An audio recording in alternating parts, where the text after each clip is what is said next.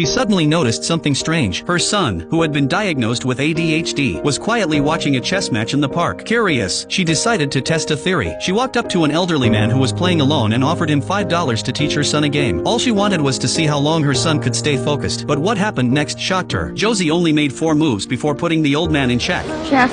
She couldn't believe it. This was the very first time her son had ever played chess. Could he be a genius? Eager to find out, she waited for the outcome. But the old man suddenly got stubborn. He refused to admit defeat. Instead, he insisted he had actually won. Yet little Josie didn't argue. He simply said, "Thank you," and walked away. Back home, she couldn't wait to see more. She asked her husband to play against Josie. At first, Dad was full of confidence. He thought there was no way he'd lose to a kid. But an hour later, his face was frozen. Not only did he lose badly, he had only managed to take 1 piece from Josie's side. And the most shocking part? Josie was in the bathtub the entire time, playing blindfolded without ever seeing the board. That was the moment George realized his son's talent was real. The next day, he brought Josie to a chess club to sign him up. But the club was full of top-level players. No coach wanted to waste time on a 7-year-old, so George decided to take him home. As they were leaving, he noticed Josie playing chess in the lobby. The match was intense. Each player was moving at lightning speed, barely a second between turns. And then Josie won. His opponent froze, stunned he'd just lost to a 7-year-old. From that day on, George took Josie to the park to play every afternoon. Josie was happy. He made friends. Life felt good. Until one day, a renowned chess master named Bruce came looking for them. That's when George found out. The player Josie had beaten that day wasn't just anyone. He was the national champion. Bruce was so impressed. He offered to coach Josie at half price. But George hesitated. He had tried so many hobbies with his son before. None of them lasted. Thanks to Josie's lack of focus. He didn't want to get his hopes up again. But Bruce refused to give up. He followed them home and gave Josie a few simple tests. Then he told George with certainty, "Your son doesn't have ADHD. He just thinks faster than other kids. That's why he seems impatient." He promised to bring out Josie's full potential. Hearing that, George paid the tuition without hesitation. 1 month later, he brought Josie to his first official tournament. But before it even began, something felt off. The referees weren't focused on the kids. They were yelling at the parents. No shouting, no trash talk, no staring each other down. George was confused until the game started, while Josie was quietly focused. His opponent's parents were openly glaring at George. And then chaos broke out. 2 parents started arguing. One had scratched his ear. The other thought it was a secret signal. As a result, all the parents were kicked out of the hall. The kids loved it. They clapped and laughed. But the parents? They were locked in a side room pacing, praying, panicking. George stared at the rankings on the wall. Josie was winning every round. Soon, other parents started coming over, pretending to make small talk, but clearly fishing for information. That fired up George's competitive side. During the final match, Josie and his opponent were locked in a dead heat. But off the board, the real showdown was between the 2 dads. Every time a piece was captured, someone would run back with updates. Josie just lost a pawn. George tried not to show emotion. The other dad actually came over and said, "Don't worry, your son will pull through." He even gave George a reassuring pat on the shoulder. But